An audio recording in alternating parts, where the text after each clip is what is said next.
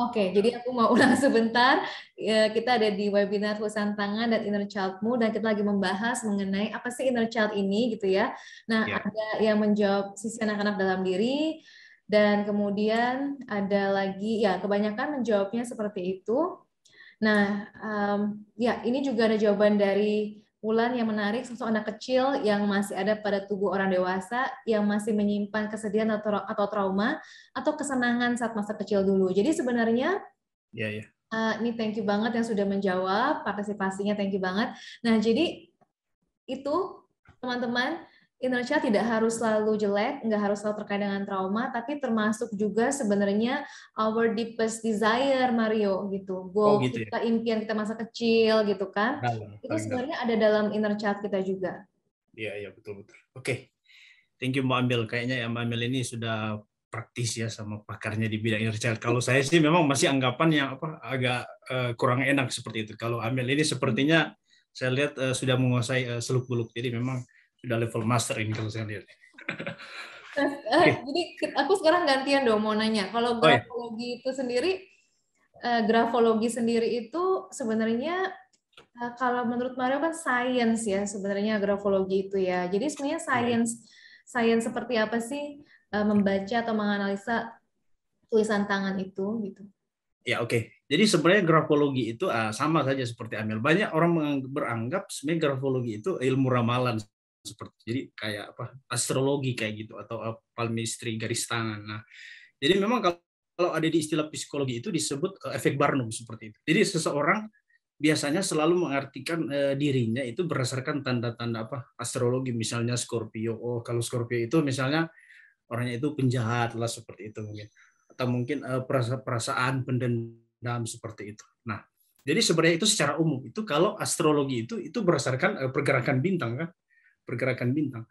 Tapi kalau tulisan tangan itu sebenarnya itu berasal dari bahasa Yunani, itu dari kata graf dan logos. Nah, graf itu kan graf itu menulis lah, menulis. Logos itu ilmu, jadi itu menulis tangan seperti ilmu menulis tangan. Nah, jadi grafologi itu sebenarnya sebuah hasil sistem penelitian. Jadi sebuah hasil riset yang memang sudah tervalidasi.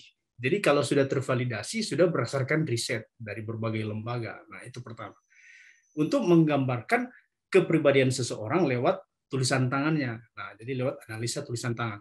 Nah, tulisan tangan ini sebenarnya kalau orang psikologi itu tahu dari sisi grafis. Jadi sisi grafis itu mungkin di mata kuliah kalau orang lulusan psikologi itu di psikodiagnostik seperti itu. Nah, saya kan bukan lulusan sana, tapi cuma pemerhati lah. Nah, jadi sisi grafis ini dia mendeteksi sampai sisi kedalaman manusia seperti itu. Jadi sisi kedalaman manusia itu dibongkar sampai titik-titik terdalam. Nah, grafologi ini dia terus berevolusi seperti itu. Jadi dia terus berevolusi selama berabad-abad sehingga karena keakuratan dari grafologi ini, maka meskipun seseorang itu terlahir kembar, jadi tidak ada dua orang di muka bumi ini yang sampel tulisannya sama persis.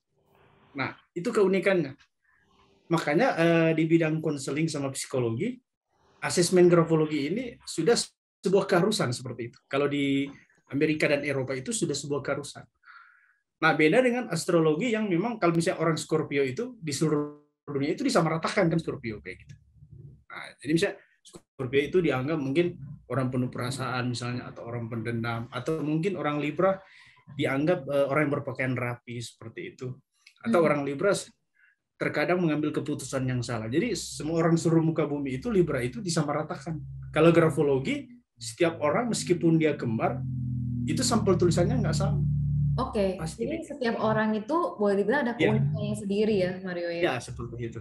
Oke, nah jadi sebenarnya kalau tadi kan Mario bilang di Amerika, Eropa itu sudah biasa banget orang menggunakan grafologi ini kan. Nah, Ya. aku pengen tahu sebenarnya tuh dipakai buat apa sih sebenarnya? Manfaatnya tuh apa gitu dari grafologi ini? Nah, jadi soal manfaat grafologi ini sebenarnya luas. Jadi hampir di seluruh kehidupan manusia itu grafologi itu sangat bermanfaat. Nah, pertama itu untuk sebagai alat tes kepribadian. Jadi alat tes kepribadian itu misalnya kalau kita kan banyak menggunakan alat-alat tes DISC Iya, seperti itu. iya. Nah, ada yang tipe-tipe lain juga seperti itu. Nah, kalau grafologi memang dipakai untuk analisa SWOT. Jadi bisa juga dipakai analisa SWOT. Jadi misalnya kita mau bikin resolusi goal itu, jadi berdasarkan analisa SWOT. Jadi strength kita itu di mana. Dengan strength itu kita bisa melihat opportunity kita. Seperti itu. Okay.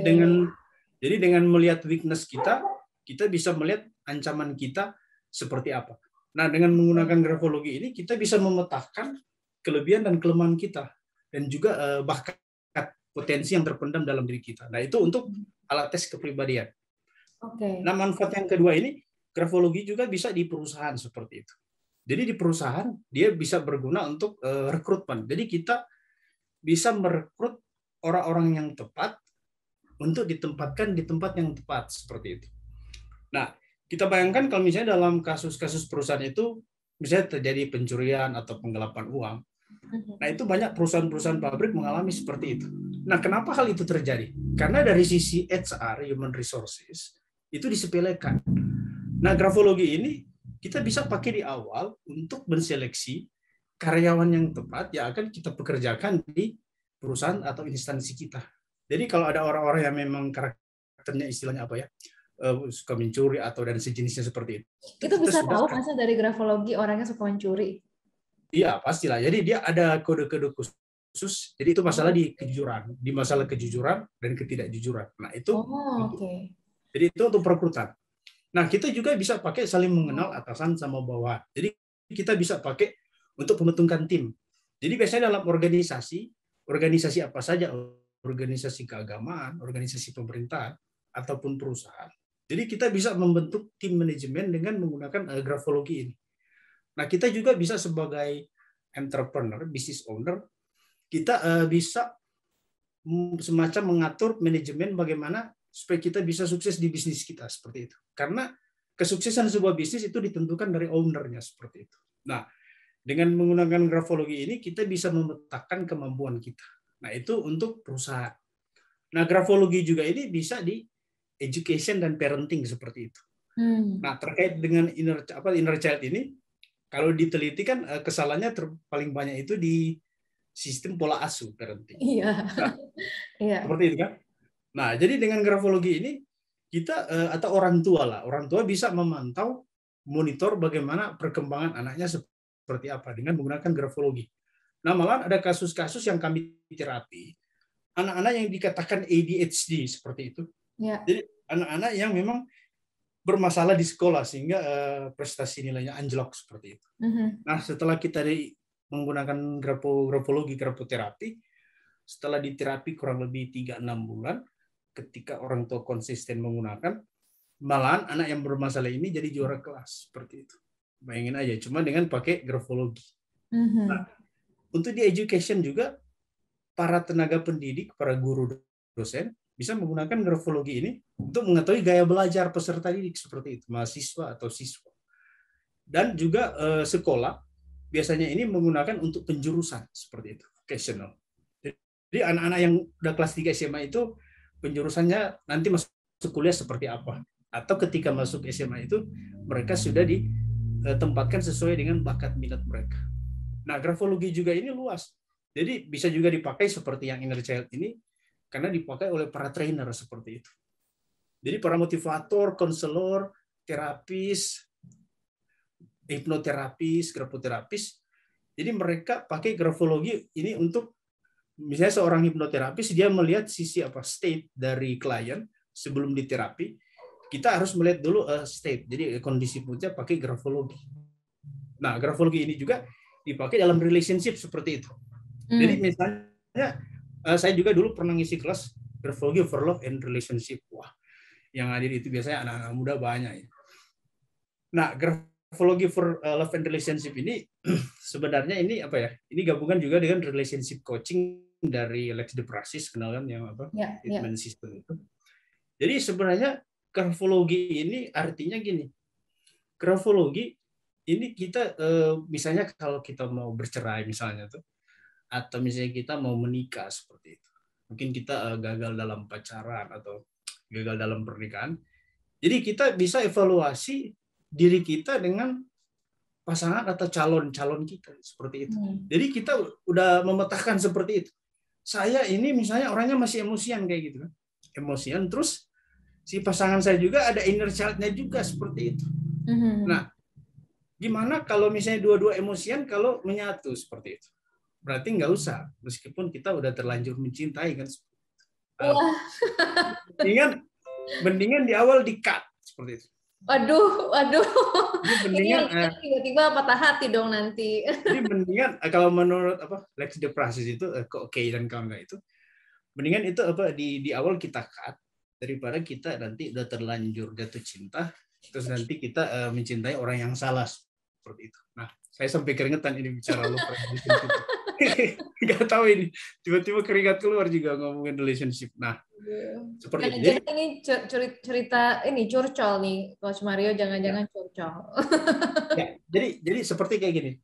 Jadi misalnya kayak gini kan. Jadi ada orang. Jadi kalau pakai grafologi ini for love, berarti dia sadar orangnya punya inner child. Berarti dia istilahnya tangki cintanya masih kosong kan gitu. Nah, berarti dia harus penuhi dulu tangkinya, baru dia punya pacar atau pasangan supaya dia bisa mencurahkan bahasa kasihnya ke pasangannya seperti itu. Jadi grafologi juga bisa membantu kita untuk menentukan apakah saya ini layak menikah atau tidak, atau apakah saya ini mendingan berpisah, bercerai, atau nanti menikah lagi terus kegagalan terjadi lagi. Nah, grafologi for love and relationship konteksnya seperti itu. Nah, grafologi juga ini dipakai juga di apa? Di forensik seperti itu ya. Jadi misalnya agen FBI, CIA, Mossad, mereka pakai ini. Jadi mereka juga untuk forensik grafologi juga dipergunakan. Nah, jadi secara gambaran besar yang saya jelaskan tadi, grafologi ini hampir bisa memenuhi seluruh kehidupan umat manusia. Jadi sampai kantong uang seseorang itu bisa dicek, sampai grafologi for motivation bisa, grafologi for sales marketing, grafologi for finance bisa. Jadi hampir seluruh aspek kehidupan manusia itu grafologi bisa sampai mendeteksi kesehatan, penyakit, dan juga mendeteksi seksual stroke seseorang. Jadi kalau misalnya seseorang mau menikah terus nggak mengecek seksual stroke pasangannya itu, nanti setelah menikah jadi masalah, kayaknya bercerai lagi kan. Jadi grafologi itu fungsinya kurang lebih seperti itu. Oke. Jadi bisa membantu dan mungkin mempercepat juga ya Mario ya proses banyak proses sebenarnya gitu, bantu kita buat keputusan dan sebagainya. Nah sekarang kalau kita ngomong soal inner child wound gitu ya, kalau kita ngomong soal luka inner child, tadi kan Mario sempat tanya sama aku tentang inner child itu apa sebenarnya gitu kan. Nah mungkin aku juga pengen tanya sama teman-teman di sini, apakah teman-teman di sini udah pernah belum sih sebenarnya kenal grafologi atau mungkin menganalisa tulisan tangannya sendiri, misalnya udah ada yang pernahkah atau belumkah? Bisa tulis juga di chat. Ingin tahu seperti apa kebanyakannya, mayoritasnya. Nah, kemudian ada yang pernah ya, tapi banyak kan belum nih sepertinya. Thank you sudah menjawab. Nah, sekarang ini aku udah penasaran, sebelum kita bahas how to-nya, bagaimananya, aku udah mulai penasaran untuk pengen tahu koneksinya sekarang kan. Tadi kita udah bahas semua mengenai grafologi, inti-intinya. Nah, and then sekarang aku pengen tahu koneksinya nih antara tulisan tangan sama inner child gitu. Gimana sih cara analisanya? Ada contohnya nggak? Boleh praktek nggak gitu ya? Nah, kalau misalnya teman-teman pingin tahu juga dan udah penasaran supaya bisa dibocorin rahasianya, boleh tulis mau di kolom komentar supaya bisa langsung dibeberkan nih sama Mario. Ya, Tulis akan ketik. mau, nanti kita coba dengar nih. Oke Mario, pengen tahu koneksinya gimana? Kalau boleh kasih contohnya langsung deh gitu, supaya nanti kita bisa bahas lebih dalam lagi gitu kan tentang inner child-nya, and then how to-nya juga. Ya, oke. Jadi ini istilahnya yang paling inti ya. Jadi korelasi. Jadi seperti yang sudah saya jelasin tadi, oke, thank you Amel sudah menjelaskan juga. Jadi seperti yang saya jelaskan sebelumnya, memang grafologi ini dia mendeteksi sampai titik kedalaman. Nah, berarti pola penulisan seseorang itu akan mengungkap inner child seseorang. Nah, karena tulisan tangan itu sebuah tulisan otak. Jadi dia dari alam bawah sadar. Jadi pengalaman-pengalaman pahit yang kita terima dari pola asuh orang tua yang salah itu tersimpan, teman-teman. Nah, jadi pola penulisannya yang paling umum ini, jadi sebenarnya ini ada banyak ya. Jadi dia masuk ke 11 jebakan kehidupan. Jadi 11 life traps. Dan itu hampir semua pola penulisan, hampir ratusan penulisan itu mengandung inner child. Tapi malam ini saya cuma membocorkan 15 pola. Jadi 12 pola sama 3 tanda tangan. Mario, aku sebelum Mario terangin, aku mau nanya ya. Ini pertanyaan. Gini, kalau misalnya berdasarkan pengalaman aku selama ini sebagai terapis juga, aku bisa bilang bahwa sebenarnya di seluruh manusia gitu ya, semua manusia mungkin, pendapat aku seperti itu ya. Semua manusia mau sesempurna apapun keluarganya, dia akan tetap punya aja gitu inner child wound-nya. Menurut grafologi benar gak sih kayak gitu? Ya, jadi yang saya bilang tadi, jadi semua pola penulisan itu ada inner child-nya gitu. Ada kan ya, ada unsur inner child wound-nya itu ya. Ya. Jadi ketika manusia terlahir ke dunia itu istilahnya Tuhan sudah memberikan permasalahan sebenarnya. Iya, oke. Jadi nggak ada yang luput dari permasalahan hidup gitu ya. Jadi, kalau filosofi kebijaksanaan Cina kan pernah ada pepatah kayak gini kalau diterjemahkan. Setiap keluarga pasti punya satu kitab yang tidak bisa dibaca. Nah, itu artinya setiap keluarga punya permasalahannya masing-masing. Benar. Nah, jadi setiap orang punya permasalahannya masing-masing. Nah, jadi sebenarnya grafologi meskipun artinya itu positif, tetap itu ada inner child-nya seperti itu. Nah, jadi kita perlu mengenalinya. Nah, ini. Jadi sebenarnya dari ratusan pola itu, malam ini saya cuma membocorkan 15, di 15 aja yang penting aja. Nanti tanggal 2 kita kupas habis semua lebih dalam. Banyak lagi dari 15. Iya. Oke. Jadi malam ini cuma 15, nanti ada 3 pola tanda tangan sama 12 huruf seperti itu. Nah, jadi yang pola pertama itu kalau seseorang itu menulis, bisa kayak gini, teman-teman bisa lihat kan. Jadi kalau ada yang nulis huruf D, terus di atasnya ini ada loop, coba teman-teman lihat. Iya. Besar gitu ya, kayak lubangnya besar gitu maksudnya. Ya, jadi di bagian atasnya itu ada loop seperti ini. Jadi D-nya ini huruf D, tapi D-nya ada loop. Terus T-nya juga ada loop. Jadi bulatan di atas ini teman-teman bisa lihat. Nah, yang jadi pertanyaan ini artinya apa? Nah, terus penyebabnya apa? Jadi sebenarnya ini kalau dalam grafologi teman-teman udah bisa lihat. Jadi ini disebut sensitive to criticism. Jadi seseorang sensitif terhadap kritikan. Jadi setiap mungkin masukan yang masuk dianggap serangan seperti itu. Nah, jadi pertanyaan kenapa jadi seperti ini? Nah, karena ketika dia masih kecil semasa hidupnya, seseorang itu menerima kritikan kata-kata pedas yang bertubi-tubi seperti itu. Yang dia terima pertama itu dari keluarga, dari orang tua seperti itu, dari mama papa. Nah, itu yang pertama. Dan juga dia bisa menerima kritikan yang bertubi-tubi selalu disalahkan. Itu mungkin dia terima juga di pendidik di sekolah atau mungkin pengasuh di asrama seperti itu. Nah, yang jadi pertanyaan, orang seperti ini ciri-cirinya seperti apa? Memang orang-orang seperti ini dia jadi seperti baper seperti itu. Jujur aja saya seorang juga grafolog ya istilahnya bersertifikasi internasional juga memang mengalami juga seperti ini. Jadi saya juga dulunya seperti ini. Dan malahan kalau saya mau jujur, salah satu master trainer NLP di Indonesia juga, ketika saya ikut pelatihannya, terus dia tanda tangan di sertifikat, terus saya lihat ada seperti ini. Jadi bayangin teman-teman, salah satu master trainer NLP Indonesia yang bersertifikasi internasional juga punya seperti ini.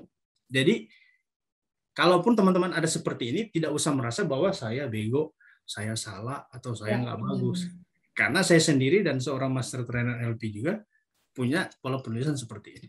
Nah, jadi kalau orang-orang seperti ini, teman-teman biasanya ini bisa dikatakan sangat membutuhkan pertolongan pertama ya. Jadi pertolongan pertama pada luka seperti itu. Jadi P3K lah istilahnya. Nah, kenapa? Karena orang seperti ini terkadangnya itu biasa dia kalau di kesendirian dia bisa menangis sendirian seperti itu. Jadi kalau ada pengalaman buruk mungkin karena ya pengaruh inner child itu seperti film yang terputar di bayangan dalam pikiran, itu dia bisa nangis sendirian. Saya juga sering mengalami seperti ini. Nah, karena pengalaman yang pedas seperti itu, menerima kata pedas. Jadi seseorang yang pemilik tulisan seperti ini, dia akan cenderung melakukan pekerjaan dengan sempurna. Dia seorang perfeksionis supaya dia tidak disalahkan seperti itu. Supaya nggak dikritik, iya. Iya, seperti itu. Jadi dia akan perfect. Orang seperti ini. Jadi kalau kita dapat pasangan atau siapa, anak atau siapa, orang tua seperti ini, berarti jangan serang pribadinya, tapi serang kerjanya. Jadi kalau kita serang kerjanya, dia akan lebih semangat melakukan pekerjaan lebih bagus. Tapi kalau kita serang, kita bilang dia bodoh, dia nggak bagus, nah ini dia bisa sensitif, dia bisa baper, terus ngambek seperti itu. Nah, ini pola penulisan yang pertama. Oke, sekarang yang pola penulisan kedua, teman-teman. Jadi itu biasanya kemiringan huruf bervariasi ya. Sambil nunggu Coach Mario menggambar, mungkin ada yang mau share, ada yang merasa relate sama yang pertama, boleh ditulis kalau seandainya ada yang mau cerita atau mau tulis aja. Silakan kalau ada yang mau.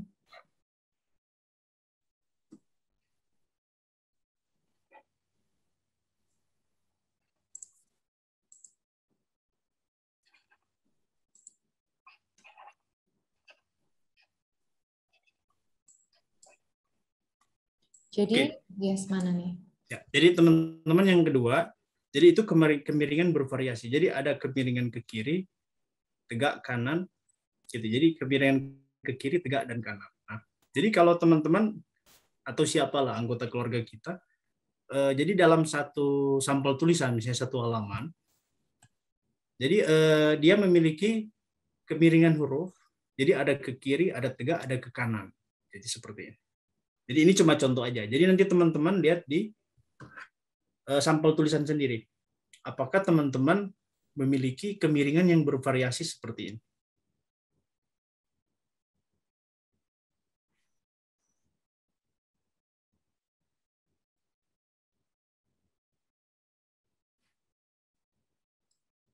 Oke. Oke.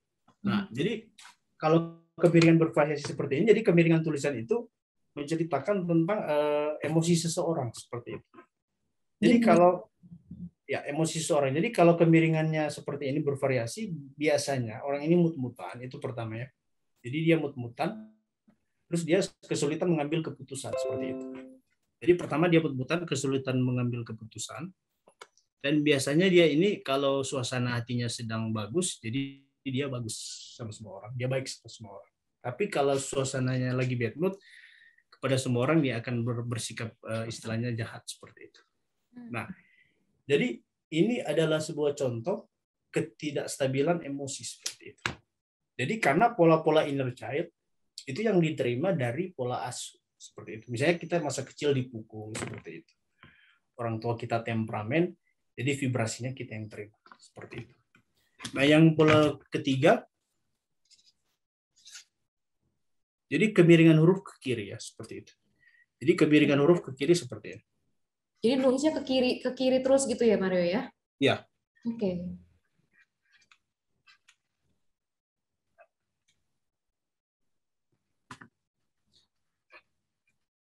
Dan kalau miring ke kiri itu apa tendensinya? Oke. Jadi kalau seperti ini kan, jadi dia penulisannya miring ke kiri seperti ini. Jadi coba teman-teman perhatikan, jika sebagian besar ke huruf di sampel tulisan itu miringnya ke kiri seperti ini.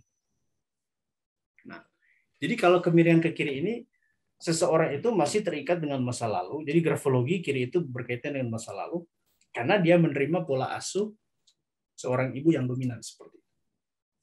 Jadi pola asuh figur ibu yang terlalu mendominasi. Jadi semua keputusan itu ditentukan oleh mama, seperti itu. Mamanya dominan. Jadi semua keputusan biasanya kalau anak-anak laki-laki memiliki ibu yang dominan, biasanya anak laki-laki itu jadi kemayu seperti itu. Nah, itu contoh aja.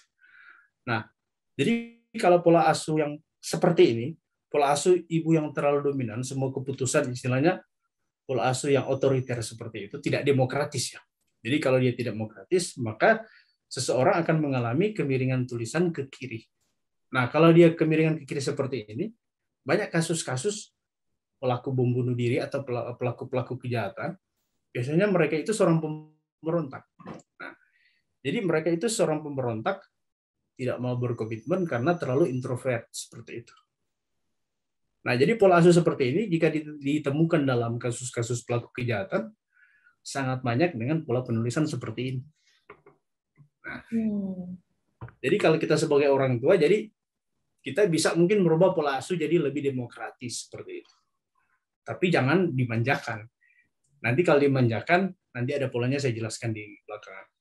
Ya, oke. Yang berikutnya, berarti. Oke, jadi sekarang yang keempat.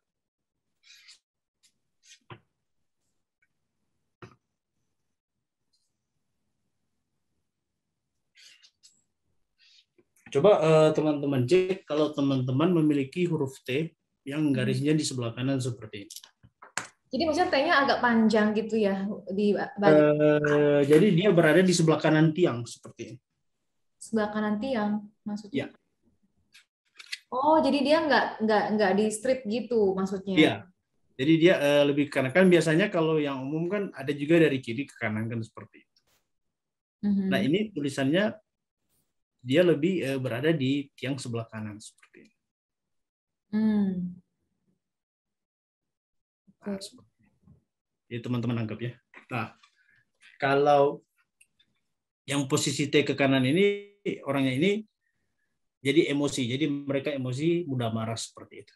Jadi mereka tidak sabaran. Jadi biasa mereka marah pada diri sendiri seperti itu. Jadi mereka kurang sabaran. Jadi banyak kasus-kasus juga ada klien saya juga yang wanita seperti itu. Kalau mungkin mereka lagi PMS kayak gitu kan. Nah, itu rawan banget seperti itu, Bel.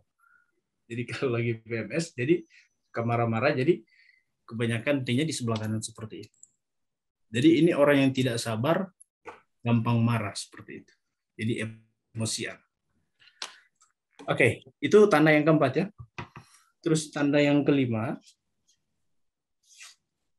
Jadi kita bisa melihat kalau tanda yang kelima, misalnya dia menulis seperti ini. Jadi tanda kelima dia menulisnya dimulai dari bawah seperti ini. Jadi goresan awal yang panjang ini adalah contoh tipe-tipe orang yang masih menyimpan dendam dan kemarahan seperti itu. Karena dia menerima pola asuh kekerasan, penindasan dari orang tuanya seperti itu. Jadi dia masih menyimpan dendam dan kemarahan. Jadi orang ini seperti mendidih seperti itu. Jadi dalam dirinya ada kemarahan yang masih mendidih. Nah, kalau dia kena masalah sedikit, meledak seperti itu. Nah, ini karena pola asuh dari orang tua yang temperamen seperti itu. Oke, jadi ada juga yang emosian kalau mereka nulis seperti ini. Jadi mereka nulis seperti ini.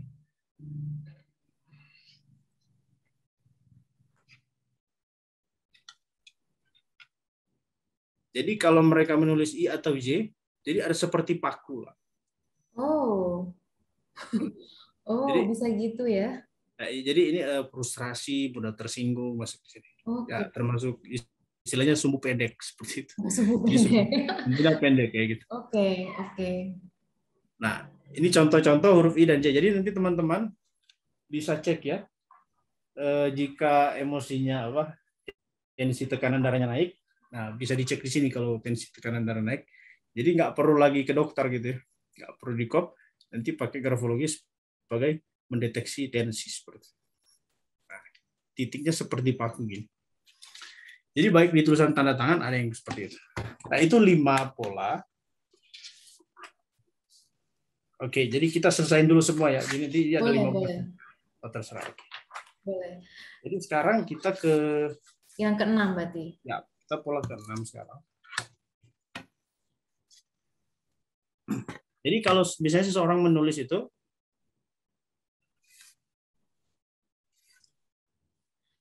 sambil Coach Mario menulis, teman-teman silakan kalau ada yang mau share mengenai webinar hari ini di sosial media, ingat untuk tag aku dan Coach Mario juga, dan Love Ground juga. Ya. Oke, jadi kalau seseorang menulis itu margin kirinya sempit seperti ini. Jadi kalau dia memulai itu, jadi dia agak mentok di sebelah kiri kayak gini. Jadi kalau seorang menulis, dan dia menulisnya mentok dari pinggir kiri kertas. Jadi dia normalnya itu 1 atau 1,5 sentimeter. Itu Betul. margin kiri yang normal seperti itu. Nah, Hmm. kalau orang menulis dia margin kirinya sempit ini, jadi mentok dari pinggir kertas ini, itu juga termasuk apa ya? Jadi dia termasuk ke abandonment, ya, abandonment seperti itu. Jadi dia, Apa? Pernah kedengaran? jadi life trap-nya itu abandonment. Jadi ditinggal, Abandonment. Oke. ya abandonment. Jadi seperti perasaan ditinggalkan, merasa kehilangan seperti itu. Mungkin apa orang tuanya meninggal atau orang tuanya bercerai ketika dia masih kecil, atau mungkin ya ditinggalkan pacar lah atau apa. Tapi istilahnya seperti itu. Jadi ada Hmm. semacam rasa kehilangan orang tua seperti itu. Hmm. Nah, orang seperti ini juga mengalami apa abuse. Jadi karena dia mengalami abuse seperti itu, mungkin pola perlakuan orang tua yang apa terlalu otoriter juga, atau dia mengalami pelecehan di masa kecil seperti itu. Jadi Hmm. semua jenis pelecehan, sehingga dalam sepanjang kehidupannya dia mengalami perasaan mistrust. Jadi dia tidak mudah percaya sama orang lain seperti itu. Hmm. Nah, jadi orang-orang seperti ini di sepanjang kehidupan, nah saya juga sebelum kenal grafologi, ketika belajar pertama, setelah dicek saya juga seperti ini ternyata. Hmm. Oh, jadi nulisnya mepet kiri gitu. Iya, jadi mepet. Oh. Jadi jadi mepet kiri itu seperti orang yang apa nggak bisa move on seperti itu. Oke, oke. Jadi teman-teman tolong dicek. Jika teman-teman keadaan seperti ini berarti teman-teman belum bisa move on. Ada nggak nih? Coba nih dicek sekarang yang belum bisa move on. Ya, seperti itu. Oke. Nah, oke kita lanjut sekarang. Ya, kita lanjut. Jadi yang ketujuh, itu tanda tangan dicoret seperti itu. Oh, oke. Jadi saya dulu waktu kuliah tanda tangan gini saya coret, tanda tangan saya dicoret. Jadi teman-teman modelnya terserah ya, nggak perlu seperti ini. Tapi yang pasti kalau tanda tangan teman-teman, Bapak Ibu, seperti dicoret kayak gini. Jadi seseorang mencoret badan tanda tangan seperti itu. Hmm. Jadi dengan cara apa? Pokoknya dia mencoret keseluruhan bagian tanda tangan seperti itu.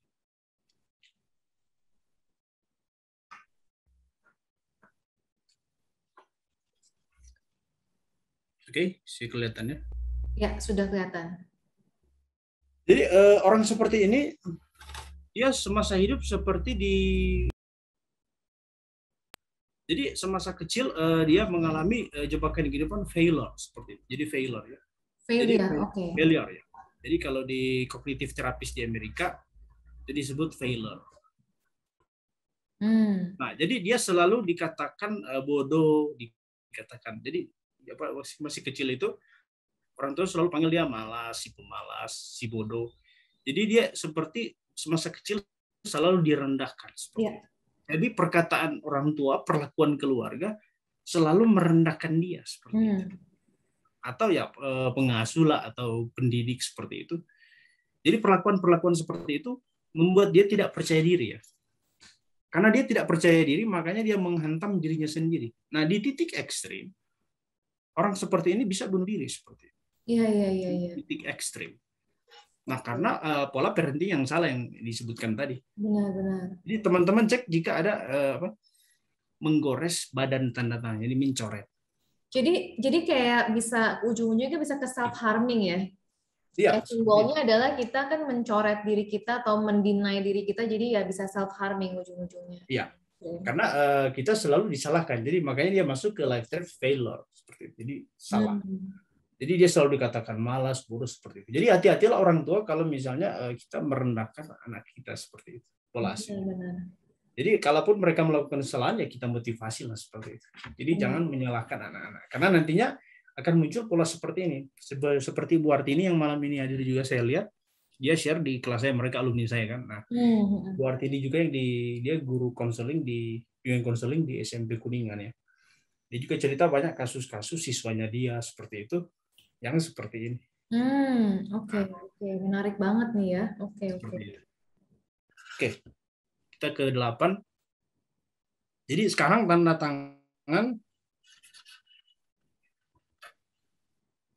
Jadi misalnya tanda tangan dia dominannya ke kiri kayak gitu. Oke.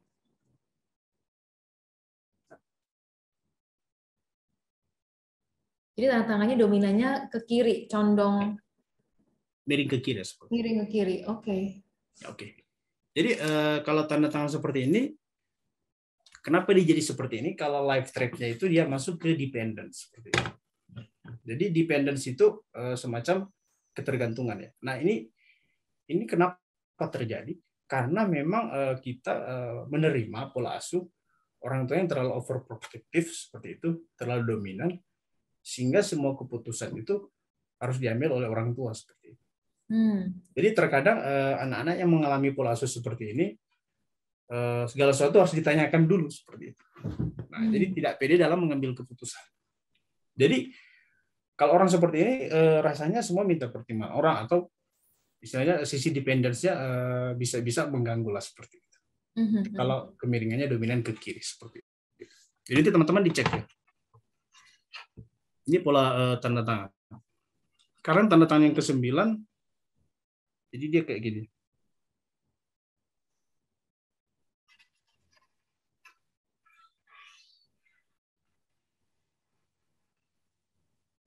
Jadi teman-teman coba cek. Jika ada, jadi tanda tangan dia berbalik ke kiri. Jadi dia sudah begini, dia baliknya ke kiri. Jadi ada balik ke kiri. Jadi tanda tangan berbalik ke kiri. Seperti itu. Kembali ke zona kiri. Ke kiri. Jadi modelnya apa saja, pokoknya ada semacam garis yang dia berbalik. Kita kan nulisnya ke kanan, terus tiba-tiba seseorang yang nulis ini maunya ada kembali ke kiri. Seperti itu. Jadi terserah modelnya apa. Ini contoh aja seperti itu. Pokoknya nanti dicek, atau jika teman-teman merasa ketika menggores tanda tangan, saya ini membuat sebuah garis yang baliknya ke kiri. Nah, kalau dalam grafologi itu, ke kiri itu kan masa lalu, ke kanan itu masa depan. Seperti itu. Berarti kalau dia ke kiri, termasuk orang yang masih mengenang masa lalu, belum bisa move on. Jadi dia masuk ke abandonment seperti itu. Jadi dia merasa seperti ditinggalkan seperti itu. Mungkin orang tua yang meninggal seperti itu, atau ada orang tua berpisah, bercerai, atau peristiwa-peristiwa seperti ketika mungkin papanya atau mamanya meninggalkan dia semasa kecil, sehingga dia menarik pasangan yang selalu meninggalkan dia seperti itu. Iya, benar banget. Jadi tulisan dan tanda tangan itu ada vibrasi. Jadi vibrasi yang memancarkan getaran dari alam bawah sadar kita. Ketika dipancarkan, maka kita menarik pola seperti itu. Jadi ketika misalnya orang tua kita, salah satu orang tua meninggalkan kita masa kecil, itu kan getaran yang kita terima ya. Terus ketika kita married atau pacaran, akhirnya pasangan kita atau pacar kita juga meninggalkan kita. Dan kita kadang-kadang seperti terikat dengan pasangan itu. Jadi seolah-olah pasangan itu sudah meninggalkan kita, kita seperti masih mengharapkan ke dia ya seperti itu. Nah akhirnya juga setelah itu ketika kita dapat pasangan berikut, mungkin menikah lagi, hal yang sama terjadi lagi. Jadi sebaiknya dibereskan dulu alam bawah sadar kita, baru pacaran atau menikah lagi seperti itu. Tekniknya seperti itu. Nanti Amel ajarin sebentar ya, teknik healingnya seperti itu, supaya tidak terjadi lagi. Jadi saya cuma mendeteksi pola-polanya seperti apa. Jadi kita nggak usah menyalahkan orang yang dipertemukan dengan kita. Jadi istilahnya ibarat sebuah laptop, kalau kita pindah layar hasilnya sama seperti itu. Berarti yang diedit isi dalam laptop seperti itu. Jadi isi dalam laptop diedit supaya kita nggak perlu pindah layar lagi seperti itu. Oke, sekarang yang ke-10. Jadi kalau ke-10 itu tulisannya kecil seperti itu. Jadi kalau teman-teman cek, ini cuma beberapa tanda ya. Jadi kalau misalnya sebentar ya. Tulisannya mini sekali gitu ya. Ya, kan ini beda kan? Ya. Ini D kan besar. Ada juga yang sedang seperti itu. Jadi kalau sedang tengah-tengahnya. Jadi kalau misalnya siapalah tulisannya kecil banget seperti itu. Jadi teman-teman cek. Memang gini Mel. Jadi orang kalau tulisan kecil, jadi dia ada plus minus saya bilang tadi ya. Jadi orang tulisan kecil plusnya itu dia memiliki prestasi akademik yang cukup banyak seperti itu. Jadi dia memiliki prestasi akademik yang bagus seperti itu. Oh. Dan dia unggul di hal-hal detail dan cocok kerjanya di indoor seperti itu. Tapi kalau di sisi inner child orang seperti ini, mereka mengalami semacam social exclusion. Jadi social exclusion seperti menyendiri seperti itu ya. Social exclusion menyendiri dan juga mengalami vulnerability. Jadi semacam ada kerapuhan seperti itu dan juga mengalami defectiveness. Nah, defectiveness itu ya karena memang serangan bertubi-tubi di masa kecil sehingga merasa ada harga dirinya rendah seperti itu. Itu defectiveness. Jadi harga diri yang agak rendah. Karena mungkin mengalami penolakan oleh keluarga atau siapalah. Itu defectiveness.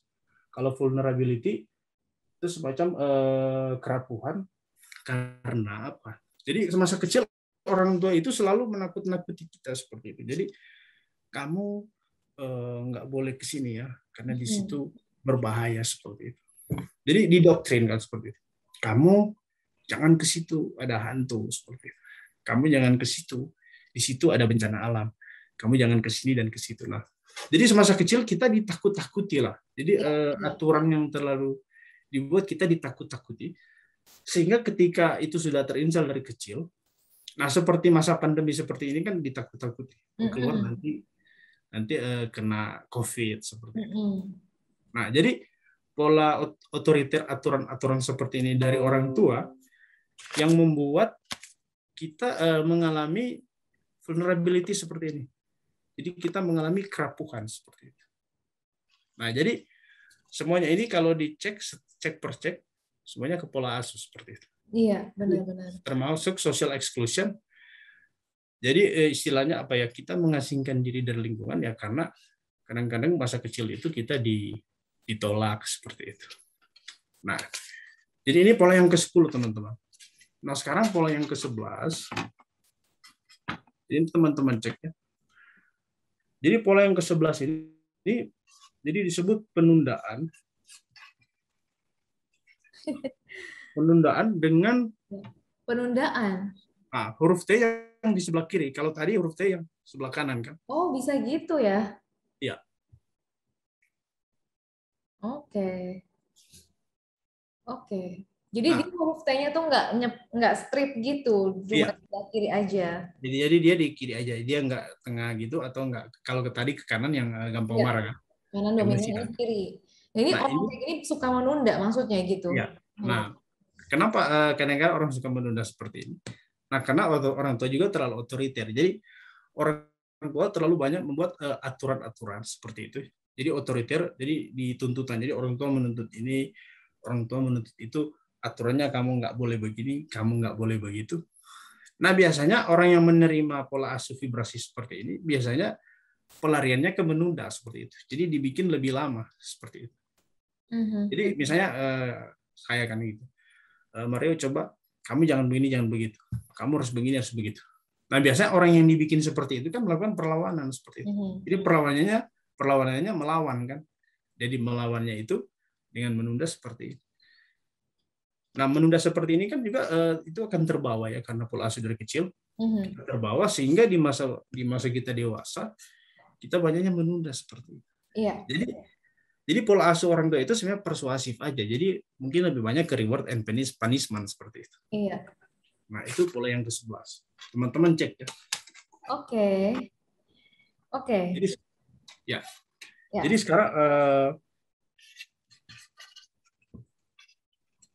sekarang yang ke-12 ya. Nah, buat teman-teman yang nanya, kita sudah baca, cuma nanti kita akan bahas ya. Kita akan kupas dulu nih 15 biar komplit semuanya. Oke. Jadi sekarang spasi antar baris bertabrakan. Jadi coba teman-teman cek. Kalau ada yang nulis seperti tabrakan, jadi baris atas sama baris bawah, itu bertabrakan. Coba teman-teman cek. Kan normalnya itu kan harus ada spasinya kan di tengah. Betul. Ini udah nabrak semua nih. Ya, seperti itu. Jadi di sini karena pola asuh orang tua selalu mengkhawatirkan kita. Jadi orang tuanya khawatir, wah, anak saya ini nantinya langkahnya. Jadi setiap langkah kita dikhawatirkan, diatur. Jadi setiap kita ada kesulitan, jadi orang tua selalu datang melakukan penyelamatan, nggak dibikin mandiri seperti itu. Jadi pendapat kita, kemampuan kita dikritik atau diragukan sama orang tua. Akhirnya setelah kita dewasa, akhirnya kita nggak bisa mengatur waktu, nggak bisa istilahnya apa, nggak bisa memanage, membuat prioritas seperti itu. Betul. Nah, ini kalau orang nggak, jadi kadang-kadang jadi confusion. Orang seperti ini confusion, bingung. Jadi dia bingung memprioritaskan apa yang harus dilakukan. Jadi kalau ada orang seperti ini, dia manajemen waktunya kurang bagus karena tidak bisa menentukan prioritas karena pola asuh yang orang tua yang seperti tadi saya jelaskan. Seperti itu. Oke, nanti yang 13. Jadi disebut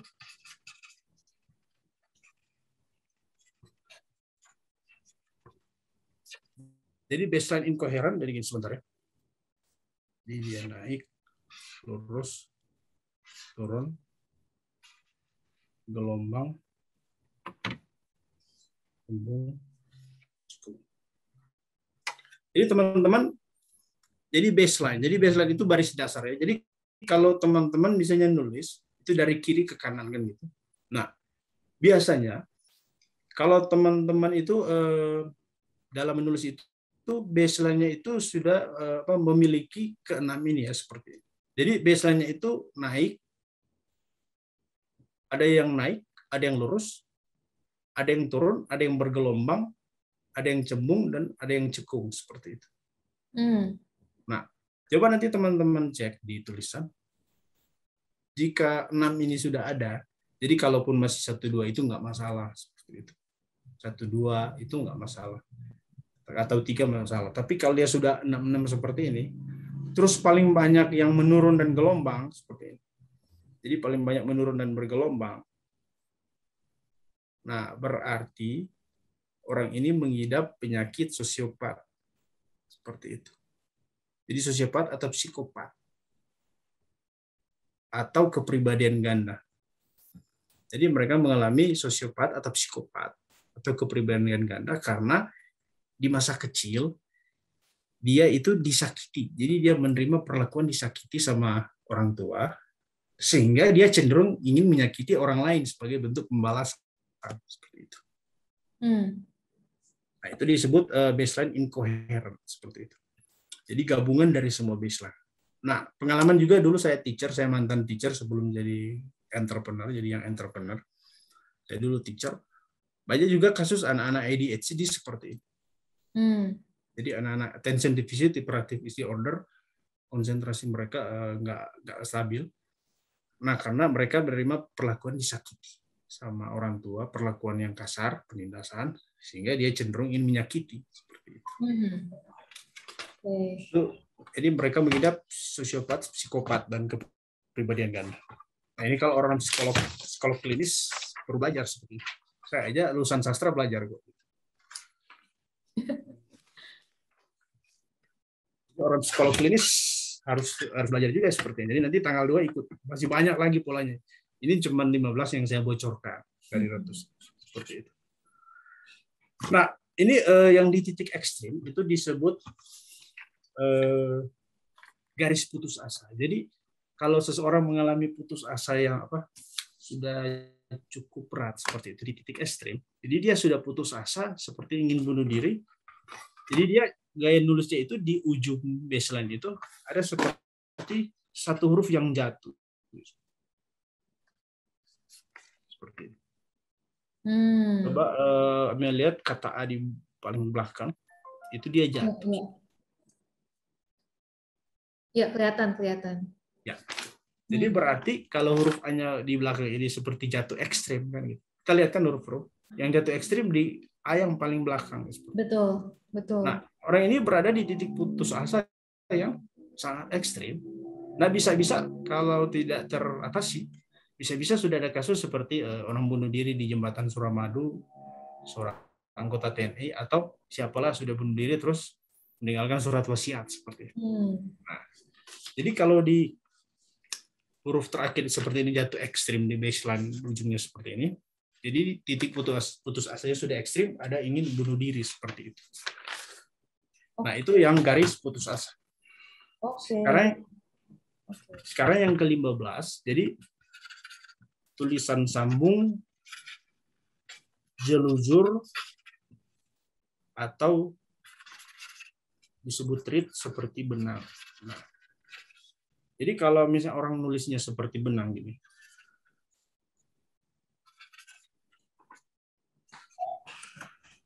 oke, coba teman-teman lihat, ada nggak yang nulis seperti benang gini? Jadi ujungnya kayak gini. Bentar ya.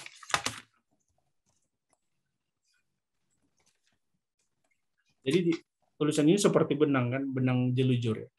Jadi tulisan jelujur seperti benang disebut reed, dalam grafologi disebut reed. Jadi kadang-kadang ujungnya seperti ini panjang. Nah, kadang-kadang sulit terbaca seperti itu. Jadi tulisannya seperti benang. Nah, kalau yang model seperti ini nih, kenapa nih? Nah, itu kalau di live trap jebakan kehidupan disebut entitlement. Jadi entitlement, jadi dia perasaan berhak yang berlebihan seperti itu.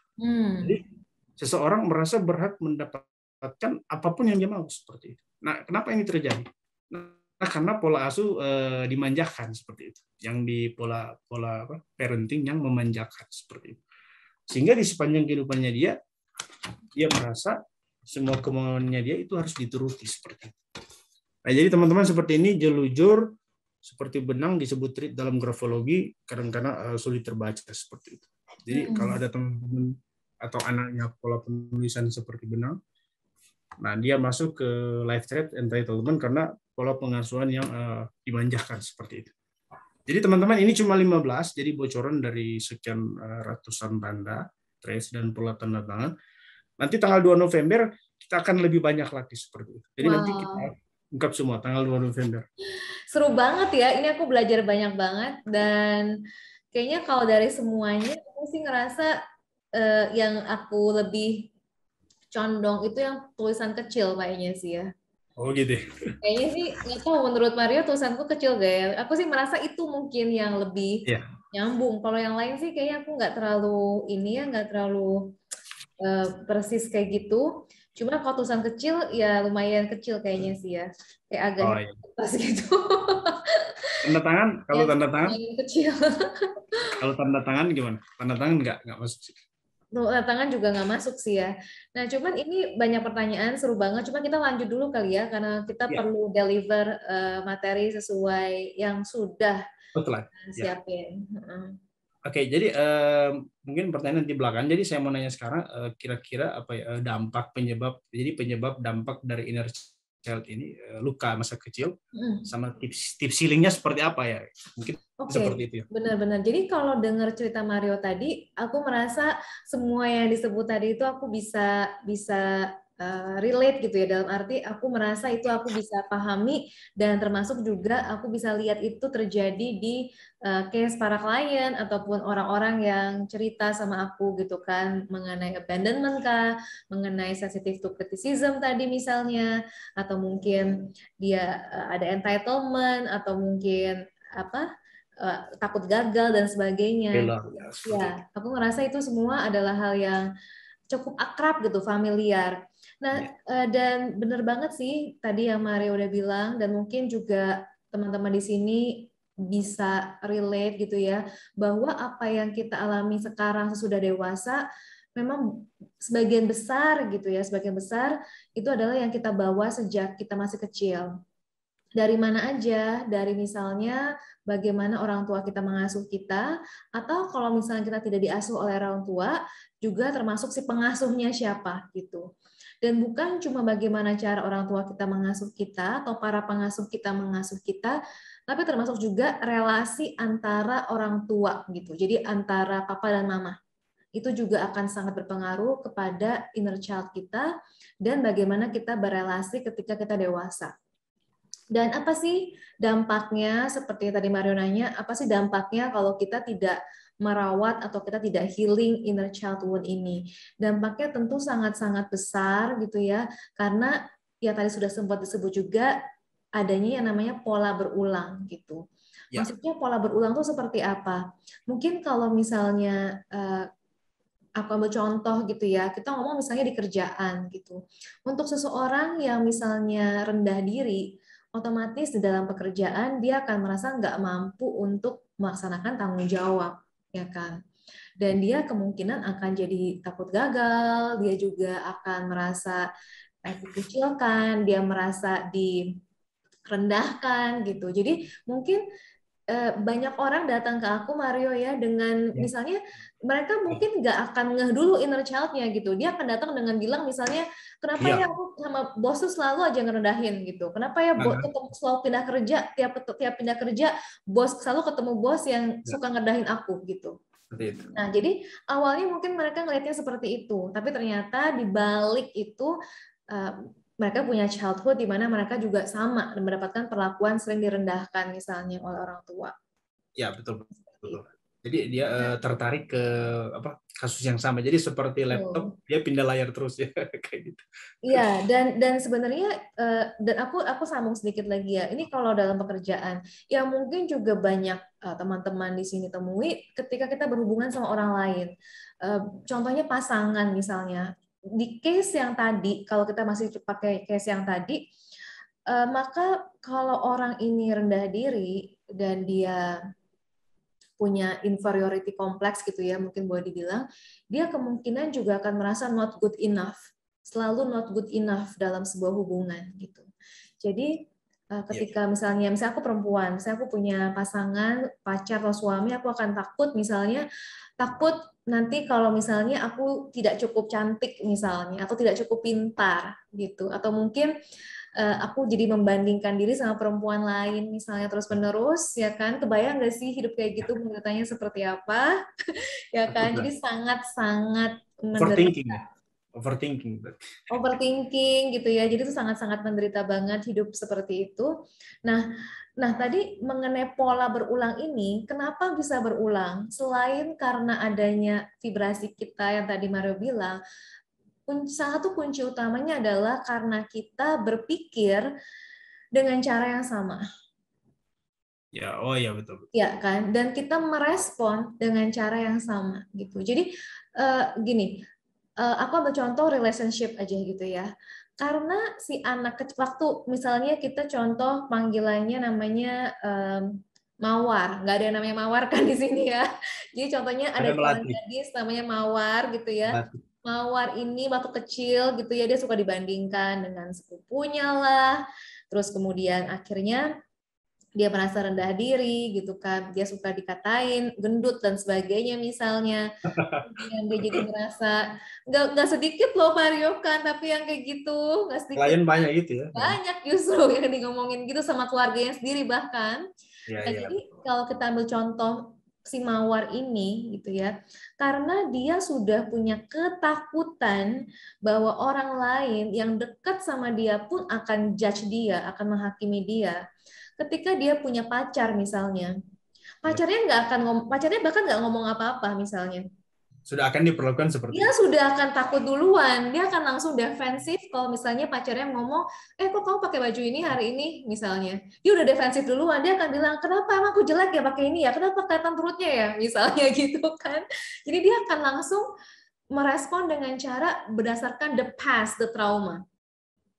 Nah, oleh karena itu, begitu pentingnya untuk kita perlu rilis trauma tersebut, dan kemudian kita perlu benahi cara kita berpikir dan cara kita merespon, gitu Ya, ya. betul. Karena tanpa kita mengubah respon kita, nasib kita akan selalu sama. Ya, betul, betul. Itu penting banget nih teman-teman.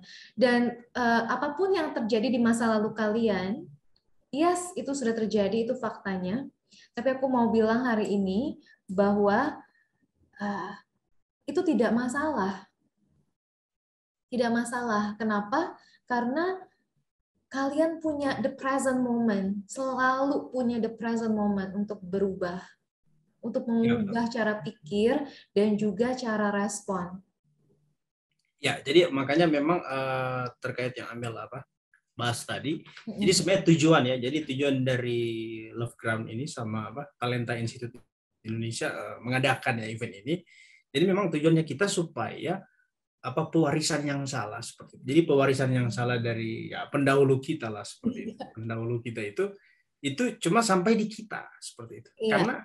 Karena kalau misalnya kita menerima perlakuan yang salah dari pendahulu kita, otomatis secara refleks tidak sadar akan kita wariskan, kita perlakukan ke anak-anak cucu kita. Nah, Betul. jadi pola yang salah ini cukup sampai di sini, cukup malam ini saja seperti itu. Cukup malam ini saja. Iya, Gitu, cukup malam ini lagu saja. gitu ya.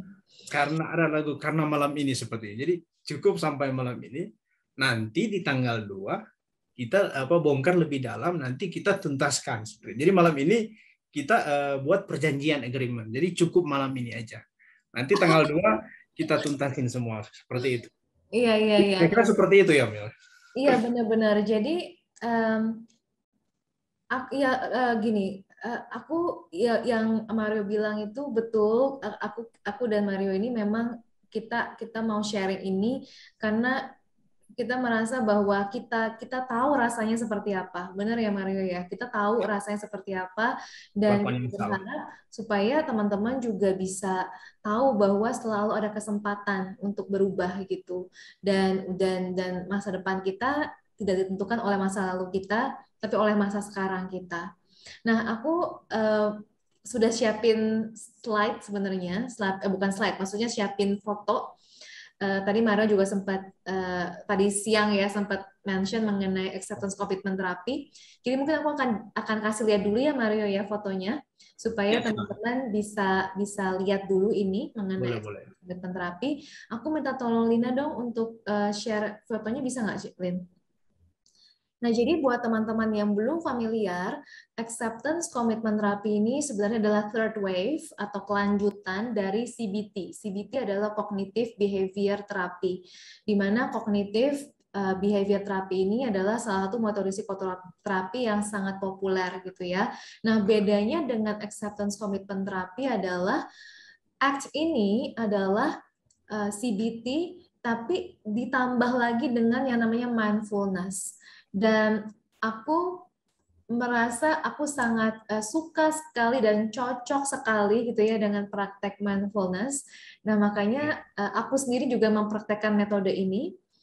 Di 4 tahun yang lalu kira-kira Mario aku kenal metode ini.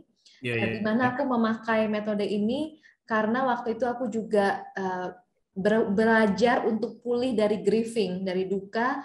Waktu itu aku punya mantan pacar yang meninggal.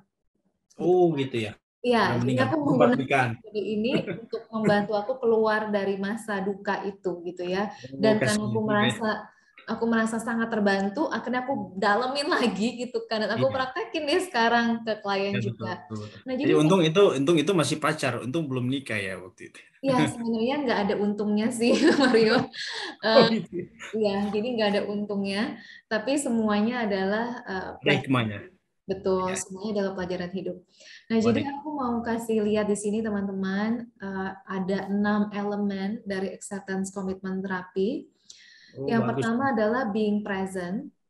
Jadi kalau kita mau ngomong soal healing gitu ya, mau healing apapun sebenarnya, trauma apapun, depresi, anxiety, kita perlu be present dulu. Karena kalau kita tidak present, kita tidak hadir di sini dan saat ini, kita bahkan tidak bisa aware sama pikiran kita dan perasaan kita. Jadi jangankan kita ngomong trauma deh, dia aja mungkin nggak sadar dia ada trauma gitu. Kayak baik-baik aja, gue baik-baik aja gitu kan. Tapi sebenarnya dia tidak baik-baik aja.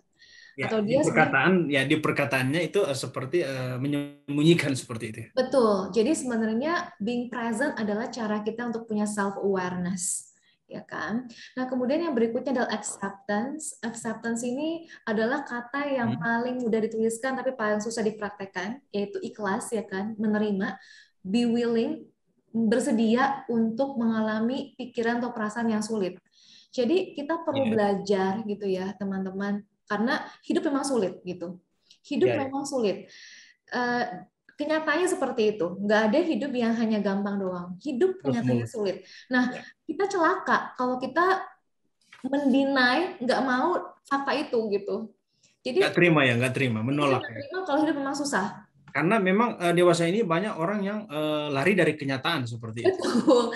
Jadi pemenang lomba lari dari kenyataannya. Terus Betul. Nah, jadi aku suka banget dengan metode ini karena kita perlu terima aja gitu bahwa hidup tuh memang ada kesulitannya dan bersedia menerima dan belajar gimana caranya kita bisa menghadapi kesulitan gitu loh. oh betul. Ya, jadi kita harus apa ya? Semangat. Jadi optimis lah seperti itu, nggak mundur lah seperti itu. Betul, Kita jadi tetap ada maju. kesediaan untuk menerima gitu, menerima ikhlas terhadap apapun sebenarnya pikiran kita, termasuk perasaan kita. Yang ketiga namanya diffusion. Diffusion ini buat teman-teman yang sudah follow dan subscribe aku di YouTube, teman-teman boleh cek ada yang namanya playlistnya Acceptance Commitment Therapy, itu namanya ya, Acceptance Commitment Therapy. Aku ada share juga mengenai teknik diffusion. Jadi teknik diffusion ini adalah bagaimana kita bisa mengobservasi pikiran kita tanpa dikendalikan olehnya.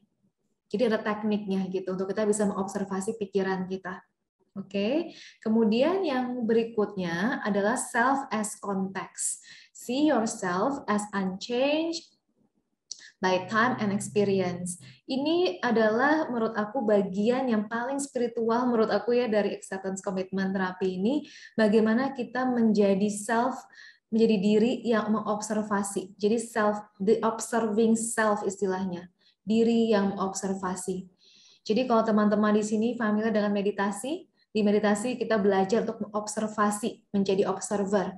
Di sini kita juga belajar gimana caranya jadi observer kehidupan. Oke. Nah, yang aku suka lagi dari acceptance commitment terapi ini adalah ada yang namanya commitment and value. Di mana value adalah nilai hidup. Kita jadinya nggak hidup berdasarkan nilainya orang lain, karena zaman now banyak nih ya dari kita yang berusaha mencapai banyak hal, tapi bukan karena mau kita, karena apa yang masyarakat anggap the best gitu. Nah, kita perlu tahu nih apa sih value kita. Dan yang keenam adalah komitmen. Artinya adalah kita mau mencapai sebuah goal atau kita punya desire apapun itu, mau punya uang atau mau punya anak gitu ya, atau mau punya pencapaian apapun, kita perlu adanya komitmen gitu untuk bisa mencapainya. Dan ada tekniknya juga bagaimana kita bisa berkomitmen dengan lebih sehat dan cepat gitu ya, dan lebih tepat sasaran gitu sebenarnya. Nah, teman-teman, itu adalah 6 elemen dari acceptance commitment terapi yang aku banyak pakai di sesi personal sebenarnya. Di sesi personal aku banyak pakai. Dan untuk sesi hari ini, di mana kita membahas tentang inner child gitu ya, teman-teman bisa bayangkan kalau seandainya kita menggunakan 6 elemen ini dalam kita berhubungan dengan inner child kita. Kita be present dengan inner child kita menerima pikirannya dan perasaan sedih, takut, marahnya, kecewanya. Kita bisa belajar mengobservasi pikiran kita tanpa dikendalikan olehnya. Kita bisa melihat diri kita dari sudut pandang berbeda gitu ya.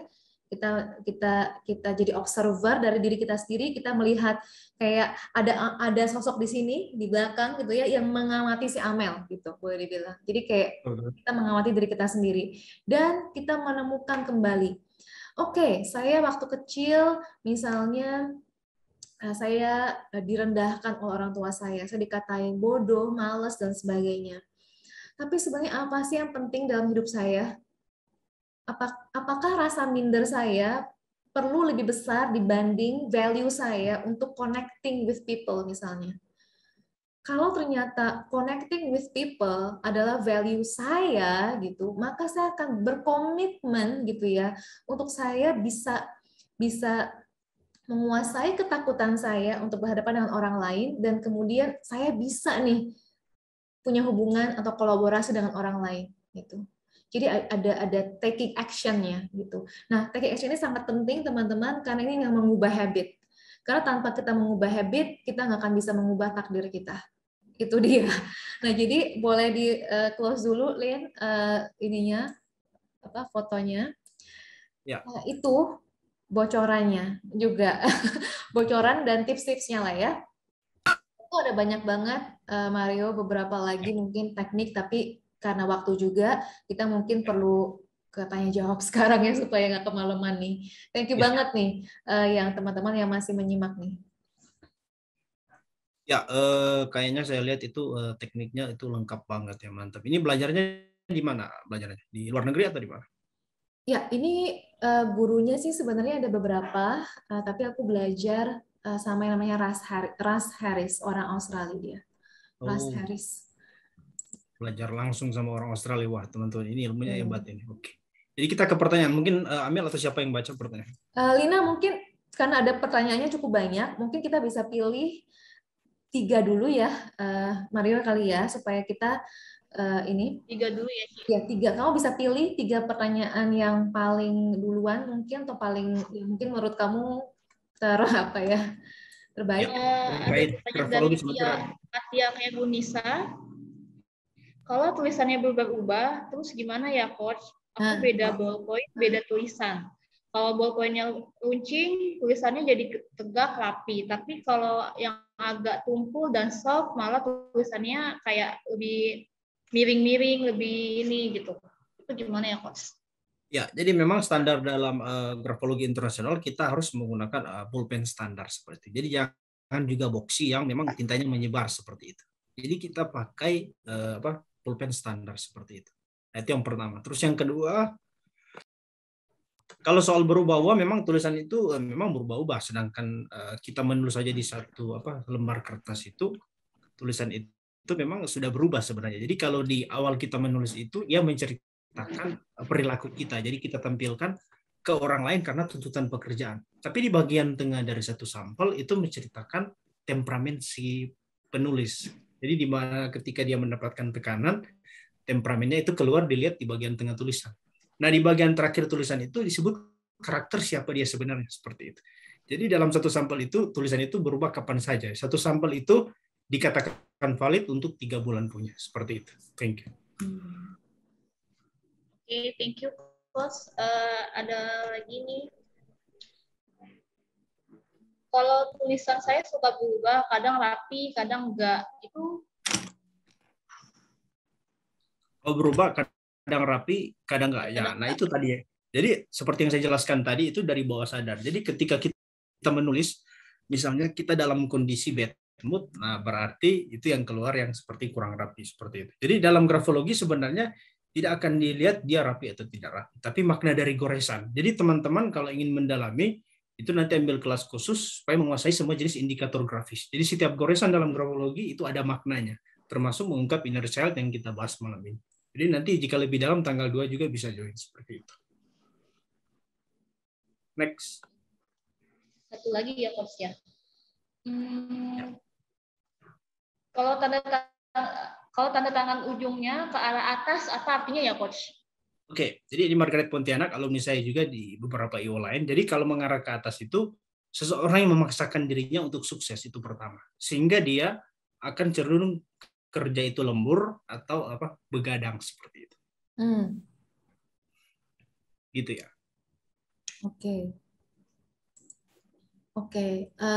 Thank you. Udah 3 nih ya pertanyaannya.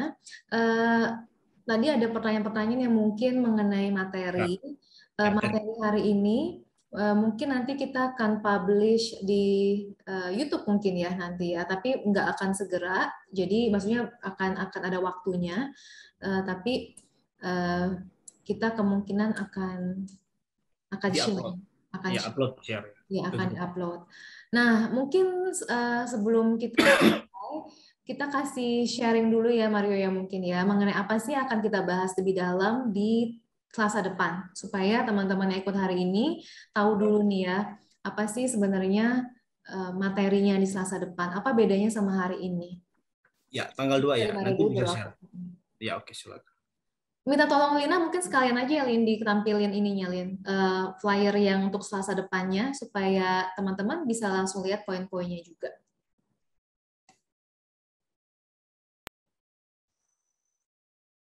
Yes, thank you. Silakan Mario. Ya, oke. Jadi teman-teman, jadi nanti tanggal 2, jadi hari Selasa. Jadi kita kurang lebih ada 2 jam ya, 2 jam lebih. Nanti kita akan membahas lebih dalam terkait materi yang kita bahas malam ini. Nah, jadi nanti topiknya lebih ke meet your inner child through your graphology ya, seperti itu. Nah, jadi di 5 topik pembahasan ini kita akan bahas mengenai inner child dan outer child. Itu nanti ke Sis Amel ya. Jadi nanti juga saya akan latih teman-teman akan di training seperti itu untuk praktek analisa tulisan tangan. Jadi bagaimana teknik menemukan jadi indikasi, jadi lewat indikator grafis yang nanti saya akan bahas mendalam lewat slide juga, sehingga teman-teman bisa mengenal indikator-indikator grafis inner child one untuk semua jenis pola tulisan seperti itu. Jadi yang ini kan cuma bocoran 15, nanti dia ada banyak. Terus nanti akan dilatih bagaimana menganalisa terus menghitung. Jadi trade-nya itu akan cara menghitungnya seperti apa sehingga dia dihasilkan sebuah interpretasi bahwa seseorang ini betul-betul dinyatakan memiliki inner child seperti ini, seperti itu. Nah, nanti juga terapinya inner child healing nanti ke Sis Amel. Jadi kita akan saling melengkapi. Seperti yang dijelaskan tadi, jadi kita akan membantu teman-teman untuk supaya inner child luka-luka di masa lalu itu cuma sampai malam ini ya. Cuma sampai malam ini aja, betul. Ya, jadi seperti yang tadi Mario udah bilang, di Selasa depan, karena waktu sih ya, kita nggak bisa semuanya sekaligus hari ini. Di Selasa depan kita berharap kita bisa semakin dalam lagi dan langsung praktek jadinya. Jadi hari ini kita jelasin dulu fondasinya. Di Selasa depan kita akan langsung praktek, analisanya gimana, healingnya gimana. Jadi tadi yang sudah aku jelasin, kita akan lebih masuk langsung ke tips 1, 2, 3 langkah-langkahnya langsung gitu ya. Jadi akan lebih dalam, mengarah dan dalam, dan karena waktunya juga lebih panjang. Hopefully teman-teman yang punya pertanyaan mengenai inner child-nya bukan cuma tulisan tangan saya gimana gitu ya, tapi lebih ke healingnya tentunya, karena itu harapannya lebih ke healingnya bisa terjawab gitu. Nah, kalau ada pertanyaan mungkin mengenai kelasnya boleh tanya dulu. Dan tadi Lina udah sempat mention ya, Mario ya, mengenai kita kasih bonus nih, kasih promo buat malam ini aja, ya kan, sampai malam ini aja. Benar ya Mario ya? Iya, jadi bagi teman-teman yang daftar khusus malam ini sampai jam 24 WIB, teman-teman cuman beli 1 gratis 1 seperti itu. Jadi bisa ajak teman ya, bisa ajak berdua seperti itu. Jadi teman-teman bisa ajak mungkin pacar, pasangan, suami atau istri atau anak supaya mantan bisa selingkuhan juga boleh. Mantan juga bisa boleh. Jadi mantan yang masih ada ya silakan dicari. Nah, jadi teman-teman kalau malam ini daftar sampai 24 WIB, jadi beli 1 gratis 1, nanti transfernya batas sampai besok malam seperti itu. Ya. Jadi ini kita benar-benar give the best lah ya Mario ya, supaya banyak yang bisa ikut dan juga bisa merasakan manfaat dari sharing kita. Hopefully teman-teman yang sudah ikut hari ini ajak satu temannya lagi join ya kan, supaya nanti bisa ikut barengan, belajar bareng. Apalagi yang tadi Mario bilang sama anaknya lah mungkin, atau mamanya. Kenapa? Atau sama mama papanya diajak. Sama papanya. Pola parenting itu diperbaiki. Aduh, iya seru banget tuh sama orang tua juga. Sama pendahulu kita juga bisa diajak, kakek, nenek. Benar. Iya, benar banget. Jadi sama-sama belajar tuh seru banget. Nah, jadi ini kesempatan banget. Kita sangat berharap kita bisa belajar bareng Selasa depan. Dan karena sudah waktunya, mungkin aku akan balikin ke Lina. Dan kita akan foto bareng, minta tolong dong teman-teman nanti pakai kameranya ya, supaya kita bisa foto bareng. Dan silakan sekali lagi buat yang mau share mengenai acara ini di sosial media, tag kita juga. Dan aku juga mau thank you banget nih sama teman-teman semua di sini yang sudah hadir dan nanya dan komen. Silakan Lin, kita foto bareng dulu yuk. Oke teman-teman, open kamera semua. Mario, thank you Kamel, thank you juga teman-teman. Yuk teman-teman dibuka kameranya. Oke, teman-teman sambil posisi kasih bikin tanda tangannya gitu ya. Jadi posisi bisa pegang pena atau apa sambil tanda tangan kayak gitu. Oke. Ini ada 3 slide. Oke. Ya, silakan tanda tangan 1, 2, 3. Pertama 1, 2, 3. Oke, sebentar. Slide kedua, ditunggu yang belum buka kamera teman-teman.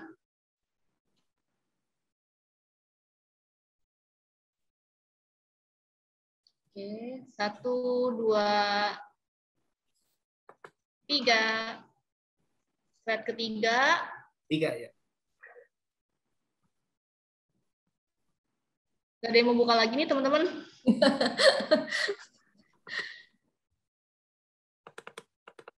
Oke, 1, 2, 3. Oke.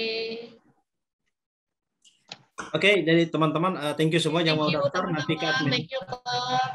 Bye. Nanti kalian mau daftar ke admin. Oke, bye-bye. Thank you, Amel. Bye. Thank Thank you, you Mario, thank you Lina, dan thank you teman-teman semua. bye-bye. Ini ada yang mau nyari teman, Lina. Ya. Boleh langsung kalau ada yang mau ini, apa, yang mau DM-in simak apa nih namanya, silakan. Ya, jadi nanti mau cari teman nanti info di grup ya, yang mau cari teman kalau cuma 1 orang cari teman jadi bayarnya 75.000 aja. Jadi 150.000. Oke, silakan cari teman. Thank you. Bye-bye. Thank you. Thank you teman. Thank you Kak. Thank you. Selamat malam. Sampai ketemu lagi.